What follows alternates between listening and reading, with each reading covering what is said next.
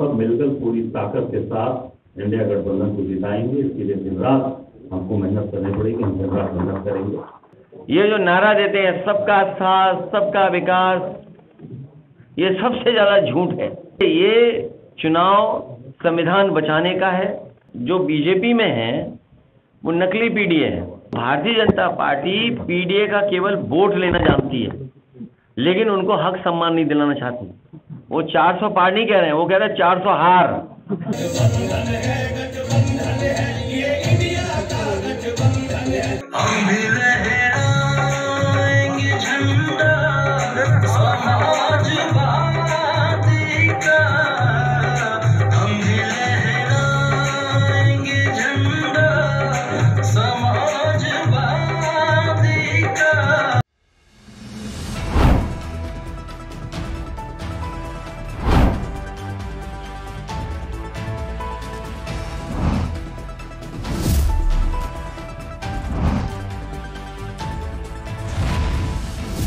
NTV निष्पक्ष, सत्यता की कसौटी।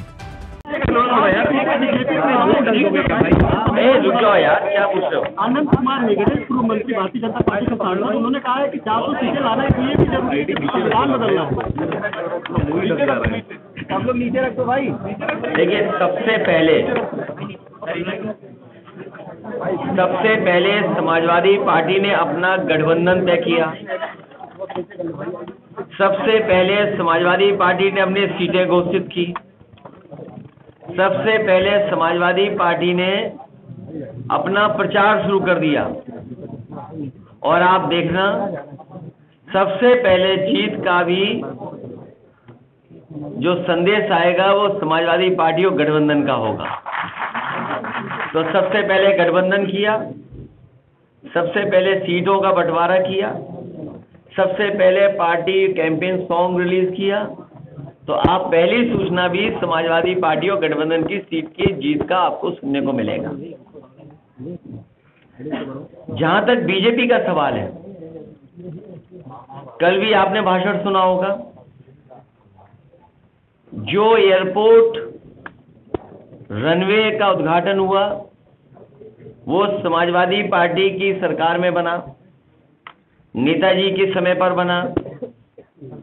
उसका एक्सपेंशन समाजवादी पिछली सरकार में हुआ, चाहे वो आजमगढ़ हो, चित्रकूट हो, मुरादाबाद हो या लखनऊ का जो टर्मिनल बना है।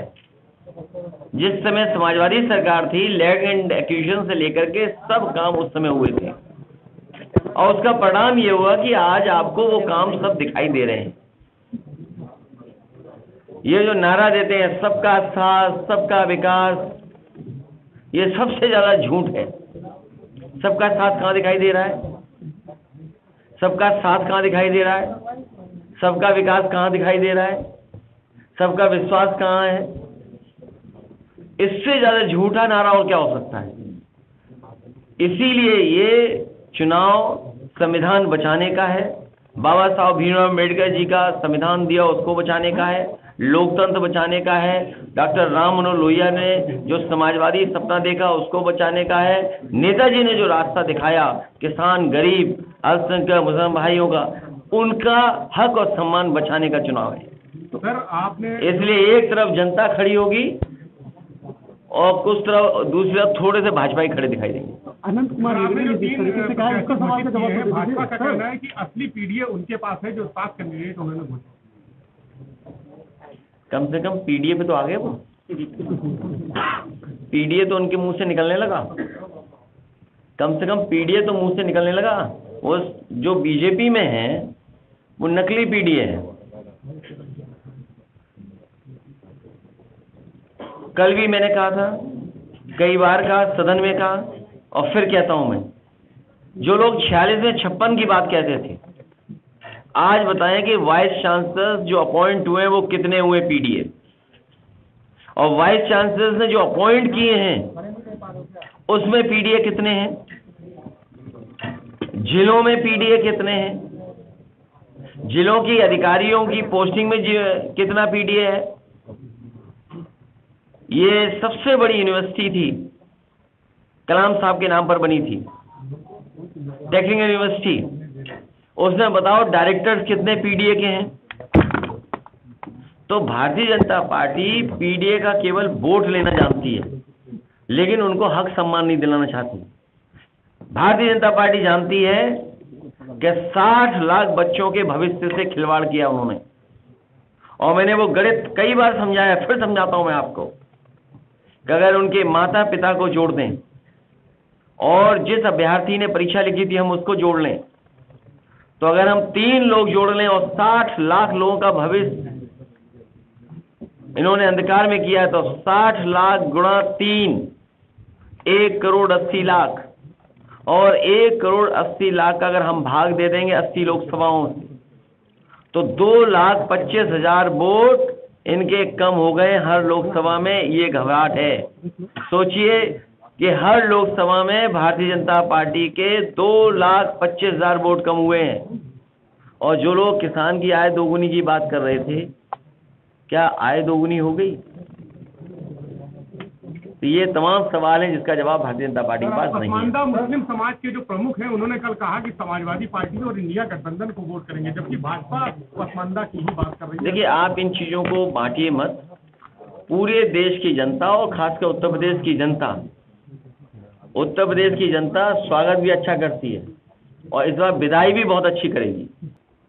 समाजवादी पार्टी के राष्ट्रीय अध्यक्ष आदरणीय भाई अखिलेश जी, धन्यवाद देना चाहूँगा कि जिन्होंने बुलाकर अपने कार्यालय में हम सबका सम्मान और आप सबसे अपने सभी वरिष्ठ जन से यहाँ पर एक दूसरे से मिलवाया, एक दूसरे से हम सबके यहाँ पर आपस में एक दूसरे से बातें आदान प्रदान हुई।